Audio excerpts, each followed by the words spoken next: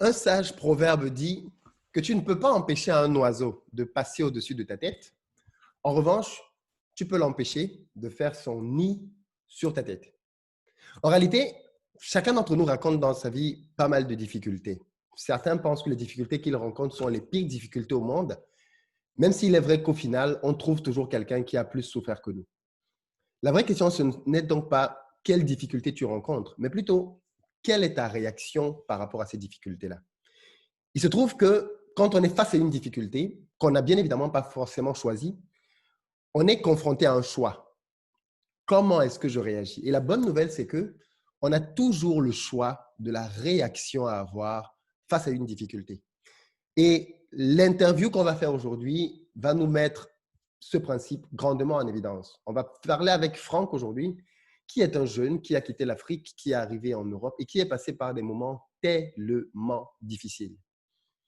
Il a fait des choses horribles et pourtant, au fond de sa galère, au fond de sa misère, il a fini par se ressaisir en réalisant qu'en fait, il pouvait lui-même être acteur des changements dans sa vie. Et je pense qu'en l'écoutant, on va être juste tous, peut-être pour certains, relevés d'un moment difficile. Pour d'autres, peut-être vous allez être boostés. Pour certains, vous allez vous rendre compte qu'en fait, la situation que vous vivez, il y a peut-être pire parce que ce qu'il a vécu est vraiment horrible. Et au travers de tout cela, il est formidable de voir qu'aujourd'hui, il s'est relevé. Il est redevenu quelqu'un qui mène une vie plutôt correcte, avec des ambitions plutôt enviables. Et moi, je fais cette interview avec lui parce que je pense que son parcours va vraiment inspirer un maximum de personnes. Donc, asseyez-vous, prenez votre temps, prenez votre tasse, café, thé, ce que vous voulez. Mais ce qu'on va faire ici aujourd'hui, du moins, l'interview qu'on va faire est vraiment en plusieurs égards exceptionnelle. Si vous êtes nouveau ici, je vous invite à vous abonner sur ma chaîne. On est sur Investir au pays. Et ici, on parle d'entrepreneuriat, d'investissement. Mais on prend aussi le temps de mettre en évidence des parcours exceptionnels de personnes ordinaires et de qui nous pouvons apprendre grandement. Donc, abonnez-vous, partagez l'interview parce que je pense qu'elle peut être vraiment bénéfique à un maximum de personnes. Bonjour Franck. Bonjour Philippe, Comment tu vas? je vais très bien, merci. Et toi? Moi, je vais très bien, merci. Ben, déjà, merci à toi d'avoir accepté de te prêter à l'exercice de l'interview pour nous Merci à toi de partager. m'avoir invité pour pouvoir venir sur ton panel pour partager ma petite histoire qui pourra certainement inspirer tant de personnes à faire la différence dans leur vie. J'espère. En tout cas, moi, ton histoire, de ce que j'en sais déjà, est très challengeante. Alors, est-ce que tu peux déjà commencer par te présenter? Qui es-tu, Franck? Ok, je m'appelle France Stanislas Nekwonsi, Camerounais. Je vis en Italie depuis 2007. Donc, je suis le benjamin d'une fratrie de neuf frères. Ma maman, elle vit toujours, elle est commerçante. Mon papa, lui, est un menuisier. Donc, j'ai grandi dans un contexte assez modeste au Cameroun. Et moi, j'ai grandi dans la ville de Konsamba. Et Konsamba, pour ceux qui le savent, est une ville réputée de Féman. Donc, ça, c'est une étiquette avec laquelle on a grandi des enfants voyous, des enfants délinquants. Et c'est une étiquette qui m'a suivi tout au long de ma jeunesse, de mon parcours, de mon adolescence et tout. J'ai obtenu mon bac en 2005. Après l'obtention de mon bac, je suis allé dans la capitale du Cameroun, Yaoundé, où j'ai fait des cours de langue. Et en 2005, j'ai obtenu mon CELI, certificat élémentaire de langue italienne. En 2007, j'ai eu mon visa et je suis venu en Italie pour poursuivre mes études en tant qu'infirmier. Présentement, moi, je réside dans la ville de Turin, pour ceux qui le savent, qui se situe dans la région piémontaise d'Italie. Donc, en 2007, je suis arrivé en Italie. J'ai fait mon parcours auprès de la faculté de médecine de la ville de Turin. J'ai obtenu mon diplôme 3 ans après en soins infirmiers. Après l'obtention de mon diplôme, j'ai commencé à travailler en 2011 près de ce qu'on appelle RSIC. Donc, c'est une maison pour les personnes âgées. Donc, je m'occupais des personnes âgées. Et la particularité de mon histoire est la suivante. Quand j'arrive en Italie, en 2007, au Cameroun, j'avais une copine avec laquelle je sortais depuis la classe de troisième. En 2011, comme un malheur ne vient jamais seul, elle a décidé de me quitter pour aller avec un autre et tout. Bon, je ne vais pas entrer dans les détails parce que ce n'est pas l'objectif de cette présentation. Mais elle a décidé de te quitter. Elle était au Cameroun et toi, tu étais en On Italie? était en Italie tous les deux. Elle vivait à Rome et moi, je vivais à Turin. Ah, donc vous vous êtes retrouvés en On Europe ne plus s'est pas tard. retrouvés, on est venu en Europe ensemble. En fait, quand je quitte le Cameroun, Konsamba pour la Yaoundé, c'est parce que je veux la rejoindre. Donc, on a D'accord. fait le parcours ensemble et tout. On est venu la même année, mais juste que sa famille était à Rome et la mienne à Turin, donc on était dans deux villes séparées. On a fait tout le parcours en 2010 après l'obtention de mon diplôme. On est allé au Cameroun pour les fiançailles et tout. Mais quand on est revenu en 2011 et tout, on a dû se séparer, bon, parce que les choix de vie, ça ne coïncidait plus. Elle a dû me quitter pour un autre et tout. Et comme si ça ne suffisait pas, comme un malheur ne vient jamais seul, quelques mois après, mon contrat de travail n'a pas été renouvelé. Ça, c'était en janvier 2012. Et ça a été pour moi la descente aux enfers. Ça a été pour moi le début de tous les challenges et de grandes difficultés. Et quand je perds mon travail en janvier 2012, j'ai passé le temps de janvier à août 2012 à chercher le travail de façon acharnée sur le territoire italien sans pouvoir trouver le travail. Et là, il y a certains amis qui m'ont conseillé me disant, l'Italie telle que tu vois, c'est un pays raciste. Moi, je te conseille d'aller peut-être en France, en Belgique, parce que parlant le français, en ayant un diplôme européen, ça pourrait faciliter ton intégration, d'autant plus que ce sont des pays qui ont connu l'immigration depuis des années. L'Italie est un peu novice dans ce domaine, donc le fait que tu ne travailles pas, ce n'est pas bon signe. Les Italiens sont racistes.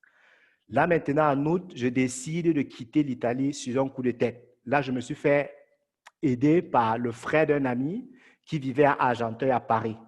Donc, je décide du jour au lendemain de quitter. Et là, j'avais pris tellement de bagages. Quand je suis arrivé à l'aéroport de Turin, à Caselle, avant d'arriver en France, au guichet, au check-in, on m'a dit que j'avais des bagages excédents, que je ne pouvais pas entrer dans l'avion. Et là, moi, j'étais en train de jouer le va-tout. Donc, j'ai bousculé l'hôtesse, couru comme un malade, désespéré pour pouvoir entrer dans l'avion. Il y a les policiers qui sont venus m'arrêter tout, et j'ai fait la cellule pendant 3 jours en Italie. Quand je suis sorti de la cellule, quelques temps après, j'ai pris maintenant le bus et je suis arrivé en France. Le frère de mon ami, que je remercie une fois de plus aujourd'hui en passant, qui m'a hébergé pendant 2 semaines chez lui, me donnant la possibilité de pouvoir postuler dans des différentes maisons de repos en France afin de trouver le travail comme infirmier.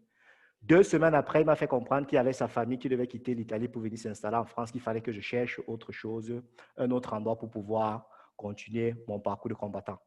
C'est comme ça que je suis allé, il y avait le 2-0 qui se jouait, je ne me rappelle plus la zone en France, et là j'ai trouvé beaucoup de Camerounais, et je leur ai demandé, les gens qui n'ont pas de papier, qui n'ont pas les documents, certes, moi j'avais les documents, j'ai les documents italiens, mon titre de séjour, mais cela ne me permettait pas de travailler en France. Il fallait que je trouve un patron qui veuille me faire une promesse d'embauche de la lettre pour que je revienne en Italie demander le visa. La procédure était très longue et les maisons de repos, les directeurs d'hôpital que je trouvais avaient besoin de l'infirmier immédiatement. Donc, afin de survivre, je suis allé demander à mes compatriotes, mes confrères en France, les sans-papiers, comment est-ce qu'ils font pour vivre en France? On m'a dit, il faut aller au boulevard de Strasbourg, Saint-Denis. Là-bas, il y a des salons de coiffure. Va au salon de coiffure de Chami. Tu dis que c'est telle personne qui t'a envoyé. Je pense qu'il pourra trouver une solution pour toi. C'est comme ça qu'avec mon diplôme, avec tout mon bagage intellectuel et tout, je me suis retrouvé en train de faire ce qu'on appelle le racolage en France. Pour ceux qui le savent, à la sortie du métro, à la gare de l'Est et tout, on est obligé de stopper les gens, que ce soit les filles, les garçons, pour leur dire, viens dans le salon qu'on te coiffe et à la fin de semaine, tu as une petite paye. Durant cette période, j'avais certains amis qui ont quitté l'Italie pour s'installer en France que j'ai contactés. Je partais dormir chez eux au sol. Et le salon dans lequel je travaille, celui de Chami, il y a une maman qui s'appelle Maman Ange.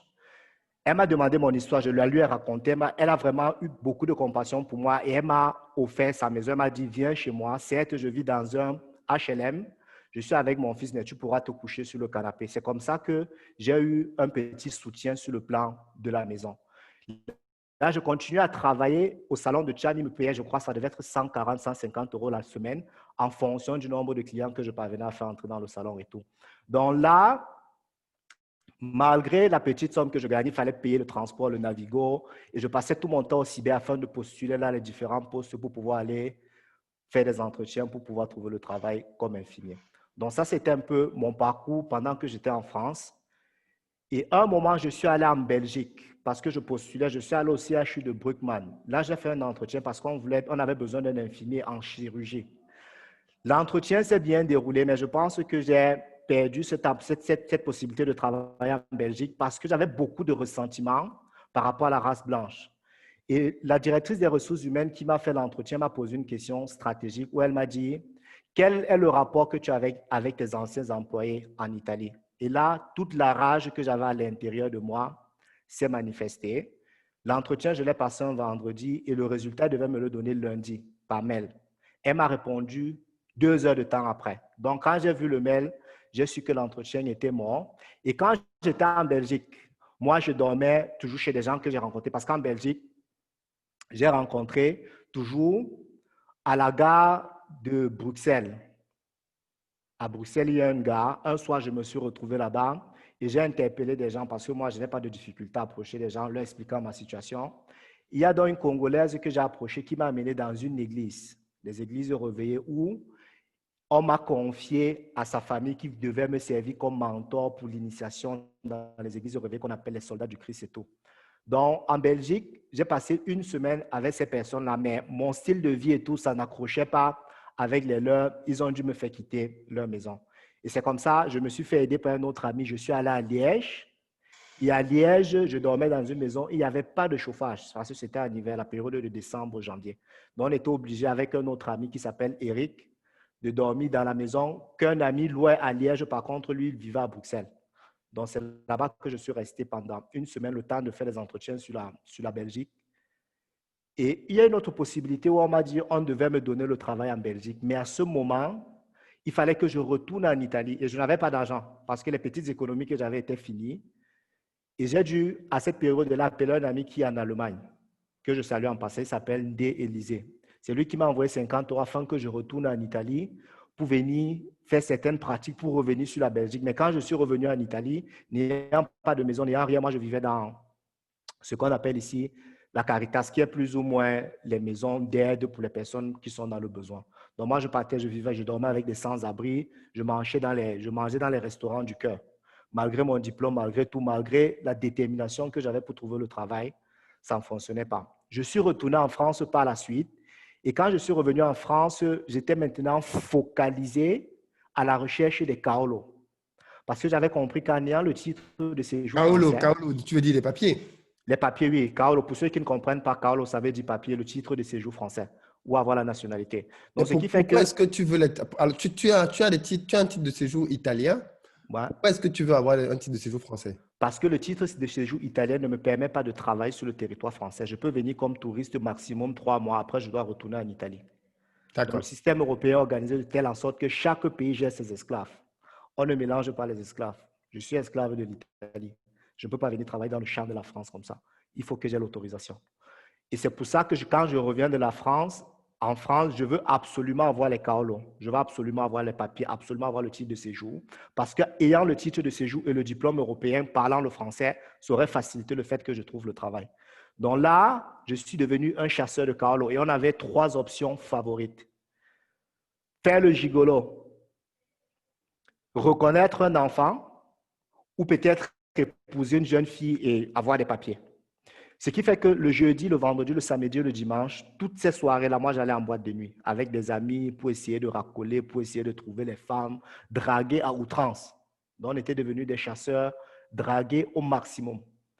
Et qui dit boîte de nuit, dit alcool, dit cigarette, avec tout ce que ça va avec. Un matin, je me suis levé dans le lit d'une femme qui avait pratiquement l'âge de ma mère. C'était une femme blanche. Et quand l'effet de l'alcool est fini, quand j'ai regardé la dame le matin, c'est où j'ai compris que j'ai touché le fond. Et c'est à ce moment, je me suis levé, je l'ai salué, je lui ai dit que je devais partir. Elle m'a dit non, va prendre un bain, on se nettoie tranquille. J'ai dit, avec tout le respect, je n'ai aucun problème avec vous, mais il va falloir que je parte. Elle m'a dit, tu ne connais pas la route et tout. J'ai dit, je vais me débrouiller. Donc, pour juste faire comprendre à ceux qui regardent combien je me suis senti humilié, combien je me suis senti blessé, comment je me suis senti que j'avais pratiquement touché le fond. Et c'est à ce moment que j'ai compris que tous les concepts que mes parents m'avaient transmis afin que je puisse grandir de façon équilibrée, toutes les valeurs morales qui m'avaient été enseignées. Et moi, j'avais l'habitude de dire, même quand je cherchais les kaolo, même quand je cherchais les papiers, même quand j'allais dans les boîtes que je draguais, j'avais certains standards parce que je disais, si je n'ai pas de ressenti par rapport à une fille, je ne pourrais pas sortir avec elle. Mais quand je me suis levé ce matin, j'ai violé complètement toutes mes valeurs afin de satisfaire mes besoins.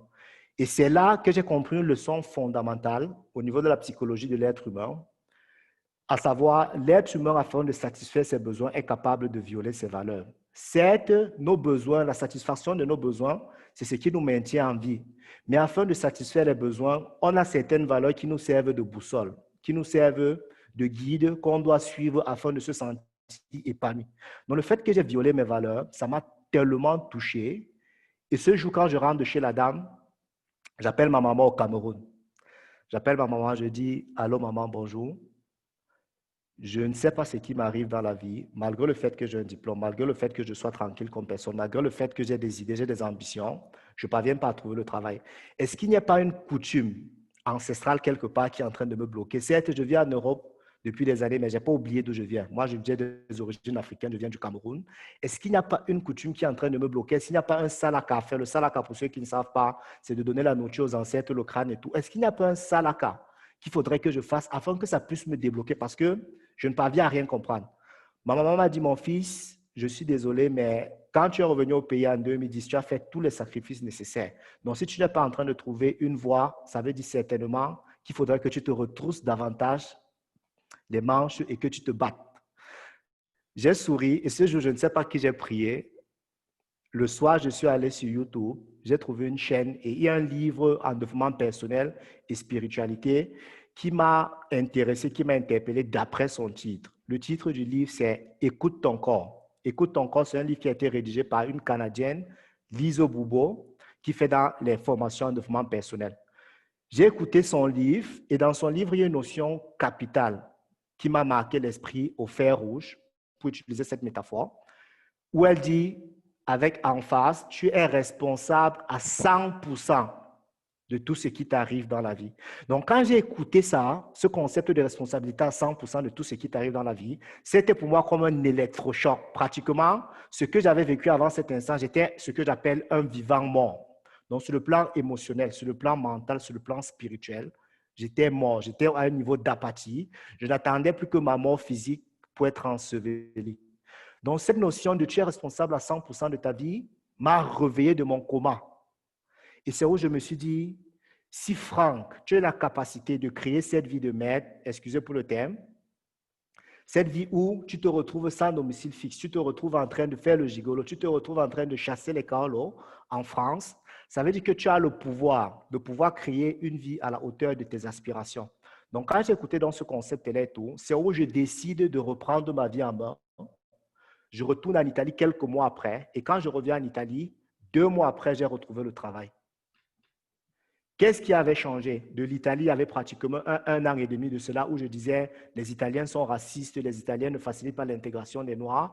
À Franck, qui est revenu de l'Italie, de la France, après avoir écouté les livres en développement personnel, transformé son mindset, 2 mois après, autant pour moi, a obtenu un travail.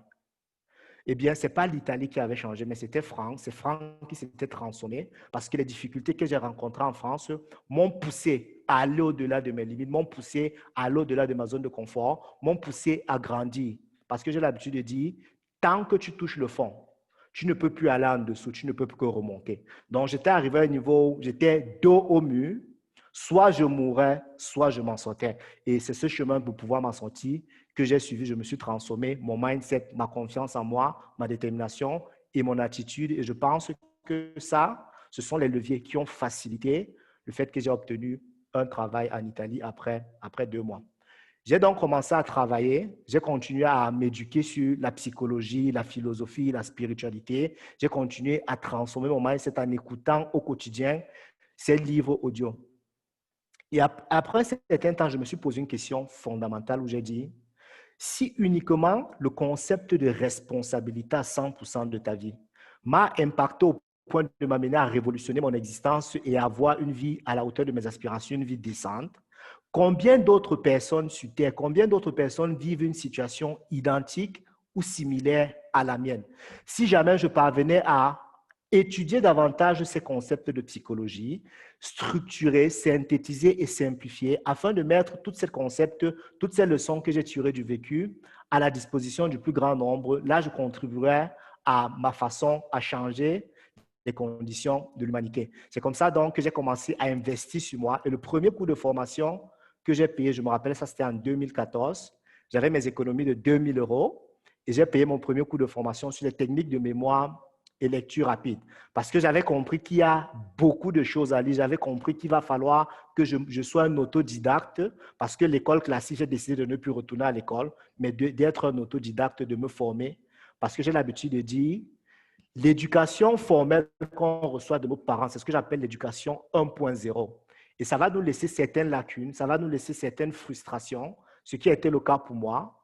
Mais maintenant, quand on devient adulte, c'est notre responsabilité à nous d'aller combler les lacunes que l'éducation formelle nous a laissées en s'auto-formant. C'est ce que j'appelle l'éducation 2.0. Et une fois que tu t'es auto-formé avec l'éducation 2.0, il y a maintenant la transmission que j'appelle éducation 3.0 qui consiste à transmettre toutes les leçons, toutes les connaissances, toutes les stratégies que tu as apprises pour aller combler les lacunes que ton éducation formelle t'a laissées afin d'aider les autres qui vivent une situation identique ou similaire à la tienne afin qu'elles aussi puissent grandir. Donc, j'ai fait mon premier cours de formation, technique de mémoire lecture rapide, et ça, c'était en italien. Et pendant que je faisais le cours, j'ai découvert d'autres formateurs tels qu'Anthony Robin, Brian Tracy, et c'est ainsi que j'ai continué donc à me former. Quelques temps après, j'ai commencé à faire des séminaires avec la communauté noire en Italie, les étudiants, l'association des étudiants camerounais de Turin. J'ai commencé à leur former en partageant certains principes et concepts que j'avais utilisés quand j'étais étudiant afin de donner mes examens à temps et d'obtenir mon diplôme après 3 ans. Donc, ça, c'est un peu en grande ligne le parcours que j'ai eu. C'est très intéressant parce que je pense que beaucoup de gens vont se reconnaître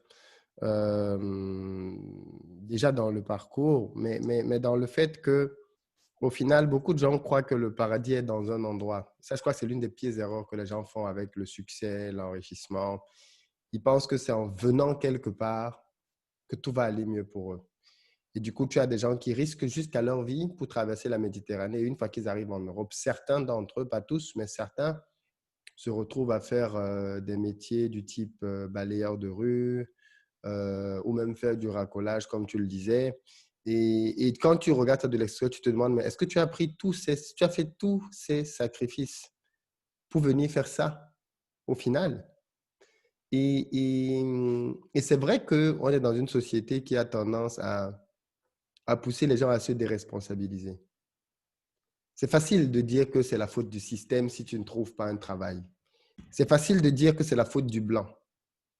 C'est facile de dire qu'on ne t'aime pas. C'est facile de dire que tout le monde est contre toi. Et malheureusement, je pense que certaines personnes, je ne sais pas si elles sont nombreuses ou pas, mais je sais que certaines personnes ont cette vision-là que tu avais, justement, qui consiste à dire les Italiens ne nous aiment pas, X, Y, Z. Attention, je ne dis pas que les Italiens sont ou ne sont pas racistes. Il y a même beaucoup de racisme en Italie, on peut le voir avec le foot. Ça c'est quelque chose qu'on ne peut pas discuter. Par contre, la réussite, le bonheur, le succès sont des choses individuelles. 100% d'accord Et avec je toi. pense qu'il est important de comprendre que même si on te met dans le plus beau, entre guillemets, pays au monde, si tu ne fous rien, tu ne vas pas t'en sortir. Et malheureusement, beaucoup de gens pensent qu'en fait, c'est un lieu qui est le succès, c'est un lieu qui est le bonheur. C'est-à-dire, il suffit que j'arrive en Europe et tout va marcher pour moi. Il suffit que j'arrive en Italie, en France. Or, tu as quitté l'Italie. Tu as quitté déjà l'Afrique en venant en Italie en te disant que tout va marcher pour toi là-bas. Eh bien, ça n'a pas marché. Enfin, ça a marché un moment et puis après, ça n'a plus marché. Et le réflexe qu'on t'a conseillé, c'est OK, maintenant, va là où le bonheur se trouve, va à Paris. Tu es arrivé à Paris, tu as vécu les pires galères de ta vie, des choses que tu n'avais même jamais vécues quand tu J'avais étais en imaginé. Italie. Tu les as vécues en France. Et le paradis en question, il n'était pas en France. Parce que le paradis n'est pas un endroit. C'est Le chacun paradis, qui crée son paradis. pardon? C'est chacun qui crée son paradis à C'est travers tout à fait ses ça. actions. C'est tout à fait ça. Et juste pour rebondir sur ce que tu dis, généralement on dit, ce n'est pas ce qui t'arrive dans la vie qui détermine qui tu es, mais c'est plus ou moins la signification que tu attribues aux événements qui vont dicter ton attitude et ton comportement. Donc en Italie, quand j'ai eu des difficultés, j'ai donné une signification, une interprétation. Je me suis raconté toute une histoire afin de justifier ma position de victime. Mais une fois que j'ai compris que j'étais responsable, j'ai changé mon histoire afin d'assumer ma position de gagnant, afin d'assumer ma position de responsable, celui-là qui crée sa destinée en fonction de la maîtrise de son mindset, de ses pensées, de ses émotions et de ses actions au quotidien. Donc, je pense que c'est ça qui fait la différence. Et pour revenir à la petite histoire que tu disais, le paradis, c'est toi qui le crées. Depuis que je suis revenu en Italie, Il y a mes soeurs qui sont au Canada qui m'avaient dit, viens au Canada. J'ai dit, je ne bouge plus de l'Italie. Ça ne sert à rien de monter, de descendre. Je reste ici et je vais voir comment est-ce que je ne vais pas m'en sortir. Et je me suis en sorti. C'est Une ça. autre chose que je n'ai même pas raconté parce que ce n'est pas le thème, il y a le côté sentimental qui était désastreux. Il a fallu que je récupère mon ex. C'était tout un autre challenge. Ah, Mais finalement, vous vous êtes remis ensemble? en fait, c'était une histoire un peu compliquée. Mon ex avec laquelle je me remets ensemble, ce n'est pas celle qui m'a quitté, c'est une autre. Parce que quand celle-là me quitte, je retrouve une autre. Mais quand je pars à Paris, je suis obligé de lui dire qu'il faut que chacun se cherche. Parce que le fait que je sache qu'elle est dans ma vie et que je sois en train de faire les carolos, que je sois en train de chercher, de draguer d'autres filles, je ne me sens pas libre. Donc, je l'ai appelé un jour pour lui dire, écoute, ma chérie, il faut que tu te fasses là. Il faut que tu te battes. Moi, je ne suis plus avec toi. C'est vrai, on avait la promesse que si je viens en France et que ça fonctionne, tu vas peut-être me rejoindre et tout. Mais là, ce n'est pas en train de donner et je ne veux pas avoir de dette morale. Donc, je préfère que tu fasses ta vie parce que moi, je suis en train de faire la mienne. Quand je reviens en Italie, elle était en relation avec une autre personne. Il a fallu que je marche parce que réellement, c'est une fille que j'aime. C'est celle qui était pratiquement ma partenaire idéale. Il a fallu que je me batte comme un démon pour pouvoir la récupérer. Présentement, on vit ensemble et on a une fille qui a 4 ans. Donc, juste pour passer un peu sur le côté sentimental. D'accord. Mais c'est très, très intéressant tout ça. Et en fait, c'est ça le truc, quoi. C'est que parfois, certaines personnes ont le sentiment que rien ne marche dans leur vie. Ça ne marche pas au niveau professionnel, ça ne marche pas au niveau sentimental. Mais en fait, et c'est un peu ce que tu étais en train de dire toi-même, c'est que quand ça ne marche pas dans un domaine, si tu ne fais pas gaffe, ça va avoir un effet boule de neige. Aussi simple que ça. Et quand tu as compris la solution, parce qu'en fait, la solution que tu as évoquée, qui est la responsabilité, je suis responsable de tout ce qui 100% de tout ce qui m'arrive. arrive. Ben, en fait, ça fait que tu ne cherches plus de coupable ailleurs. Et quand tu ne cherches plus de coupable ailleurs, c'est formidable de te dire que quand tu te dis que tu es responsable de ce qui t'est arrivé, je veux dire, même si tu te mets avec un… Parce qu'il y a des gens qui vont dire, oui, mais mon ex était un salaud, c'est toi qui l'as choisi. OK? Au niveau de mon emploi, ne même pas, c'est toi qui as choisi cet emploi. Au niveau de, je ne sais pas moi, prends ce que tu veux. Prends ce que tu veux. Tu es responsable quelque part. Et en fait, ce qui est intéressant dans cette philosophie de la responsabilité, c'est que je me suis rendu compte que les gens qui parvenaient à des résultats exceptionnels prenaient sur eux toute la responsabilité. C'est-à-dire, même quand ils ne sont pas entièrement responsables. C'est-à-dire que, voilà, ils prennent tout. Si tu prends un match de foot où l'équipe a perdu et tu entends la star de l'équipe qui dit non, c'est ma faute. C'est bizarre, vous étiez 11 joueurs, non? Vous étiez 11 à perdre, 11 à ne pas être bon. Non, c'est ma faute. J'aurais pu être meilleur, j'aurais pu tirer l'équipe, j'aurais pu montrer l'exemple, j'aurais pu galvaniser les gars. C'est ma faute. Et ce concept de responsabilité, c'est un concept indispensable pour réussir dans la vie. Je dis bien indispensable. J'ai déjà fait énormément de vidéos pour parler de ça. Et je suis bien content qu'aujourd'hui, au travers de ton histoire, les gens se rendent bien compte de quelqu'un qui était au fond du fond, au fond du fond du fond. Il faut juste que les gens imaginent, quoi. Un jeune de ton âge qui se retrouve en train d'avoir des rapports avec notamment une dame qui peut être sa mère. C'est traumatisant, je veux dire. Et pourtant, de ce truc-là, tu aurais pu te dire, de toutes les façons, c'est pas grave, je continue. Parce que c'est en fait ça. C'est pour ça que j'ai dit en début que quand tu es face à une difficulté, on a le choix de la réaction. Tu ne peux pas empêcher un oiseau de passer au-dessus de ta tête. Par contre, tu peux l'empêcher de faire son nid sur ta tête. Donc, toi, tu te trouves dans cette situation et tu aurais pu te dire, OK, de toutes les façons, on continue. Cette dame est sympa, elle va me faire les papiers. Et certains l'ont fait. Certains l'ont fait. Je ne suis pas là pour les juger ou pas, mais certains l'ont fait. Certains sont allés jusqu'au bout de cette démarche, ont eu des enfants, se sont mariés et ont leur papier aujourd'hui. Donc, c'est le chemin qu'ils ont choisi. À un moment donné, tu t'es dit, non, ça, ce n'est pas le chemin pour moi. Je ne suis pas sur la bonne voie. Je vais rebrousser chemin. Je vais repartir d'où tout a commencé et je vais affronter cette fameuse Italie raciste. Et aujourd'hui, je me demande bien ce que les gens qui te disaient de partir parce que l'Italie était l'enfer, qu'est-ce qu'ils disent?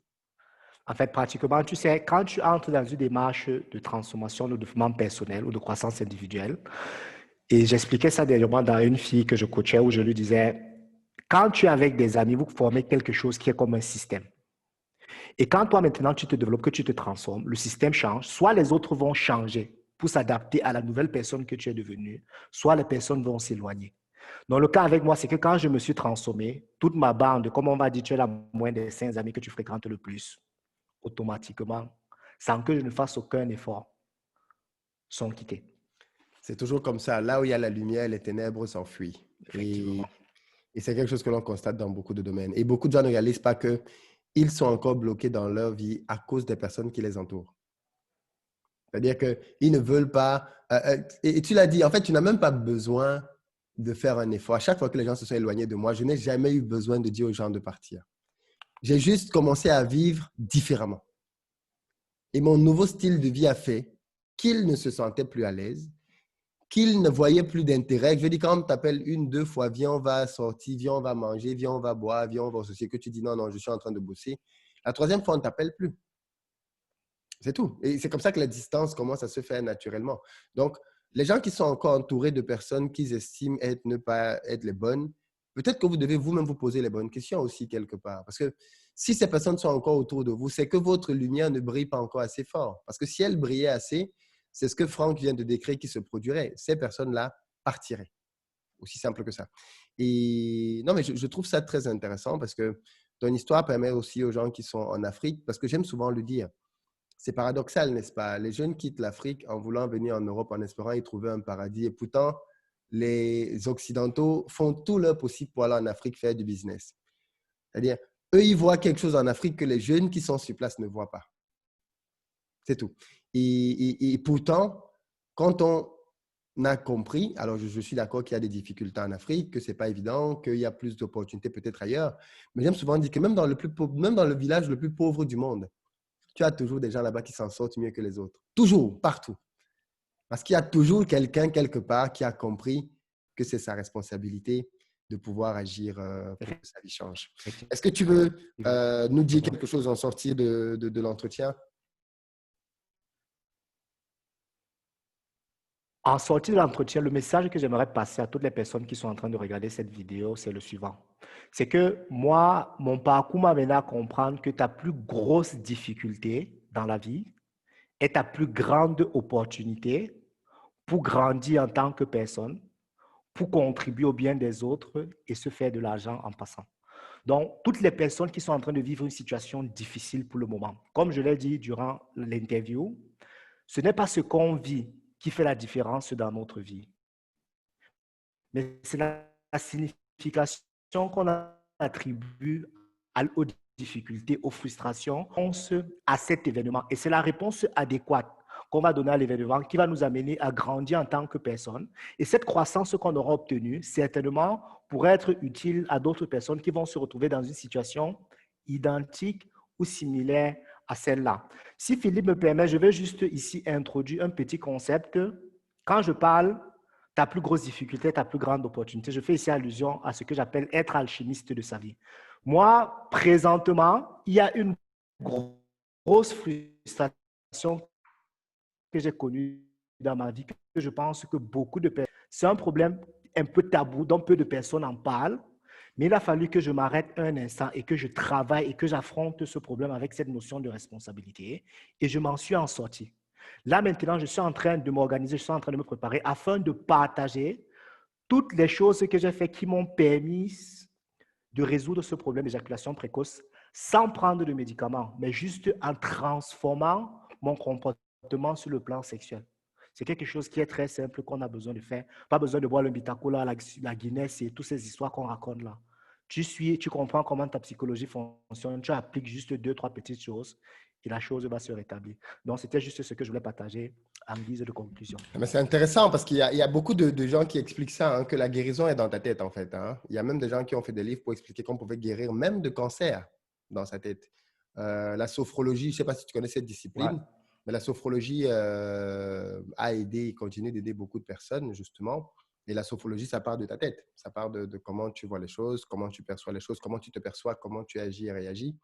Et oui, effectivement, l'éjaculation précoce, c'est quelque chose qui touche beaucoup de gens. Mais bon, tu sais que tout ce qui touche à la sexualité est tabou, les gens n'en parlent pas. Et donc, de fait, comme ils n'en parlent pas, ils demeurent avec leurs problèmes. Et ils vont même de mal en pire parce qu'ils vivent une frustration. Ils ne savent pas comment s'en sortir, ils n'en parlent à personne, ils trouvent des solutions à gauche, à droite et ça ne marche pas, ça frustre davantage, ainsi de suite. Donc, oui, c'est une bonne preuve hein, que c'est ce qu'on disait tout à l'heure, c'est-à-dire quand tu comprends comment les choses marchent et que tu commences à les appliquer, eh bien, toutes les sphères de ta vie commencent à être impactées en fait. Toutes les sphères de ta vie commencent à être impactées. Et j'ai beaucoup aimé que tu insistes sur le fait que ta plus grosse responsabilité est ta plus grosse opportunité. Parce qu'en fait, beaucoup de gens ne s'en rendent pas compte. Et c'est vrai que c'est peut-être pas toujours évident de s'en rendre compte quand on est dans la difficulté. Quand on est sorti de là, c'est plus simple. Mais je suis à 200% d'accord avec toi que chacun d'entre nous, vous pouvez le voir même à votre propre niveau, la vie nous enseigne au travers des difficultés. Vous regardez bien tout ce que vous avez appris dans votre vie de fondamental. Vous l'avez appris au travers des difficultés. Comment est-ce qu'on apprend à marcher? Après combien d'échecs? Et pourtant, tous ces échecs-là sont nécessaires pour qu'un enfant apprenne à se tenir debout et à marcher après à courir. Comment est-ce qu'on apprend à parler une langue? Après avoir fait tellement de fautes, tellement d'erreurs. Parce que c'est le processus d'apprentissage. Quelle idée! Imaginez si un enfant disait, non, non, non, c'est trop dur de marcher, je suis trop tombé. Qu'est-ce qui lui arriverait? Voilà. Et pourtant, ce n'est qu'en continuant qu'il finit par maîtriser l'art de marcher et puis qu'après, marcher devient naturel pour lui. Et c'est la même chose dans la vie, en fait. Et je pense que dès l'enfance, la vie nous enseigne que c'est comme ça qu'on doit grandir. Malheureusement, on est bercé à toutes sortes On vit dans une génération de la facilité. Génération On vit dans micro-ondes. une génération où tout doit être facile, rapide et instantané, comme un micro-ondes. Comme j'aime souvent dire, on est une génération micro-ondes. Il faut que dès que tu demandes quelque chose, bim, tu l'as tout de suite. Et la vie n'est pas comme ça, en fait. La vie, c'est l'apprentissage. L'apprentissage, ça prend du temps. Et moi, je suis très heureux dans ma vie des difficultés par lesquelles je suis passé. J'aime souvent le raconter, mais je suis très heureux d'avoir échoué le bac 3 fois. En déjà fait le bac 3 fois. Je l'ai échoué 2 fois, la troisième fois, je l'ai eu. Je suis très heureux de ça. Parce que c'est de cet échec-là que je donne, j'ai su ce que c'était qu'échouer, que j'ai connu la douleur de l'échec et que je me suis dit, tant que ça dépendra de moi, je ne veux plus être dans ce cas de figure. Prenons le parallèle de mon père. Mon père, c'est quelqu'un qui n'a jamais connu d'échec académique, qui a eu un cursus nickel propre. La première fois qu'il a eu une difficulté ou un échec dans sa vie, c'est quand il a été limogé de son poste de directeur de banque. Il a failli se suicider. Et il le dit lui-même que c'est parce qu'il ne savait pas ce que c'était que l'échec. Il avait eu une vie où tout avait direct. Et le jour où il a eu un premier échec gros, eh bien, il a failli se suicider. Il avait même pris les cachets qu'il s'apprêtait à boire un matin. Donc, pour dire que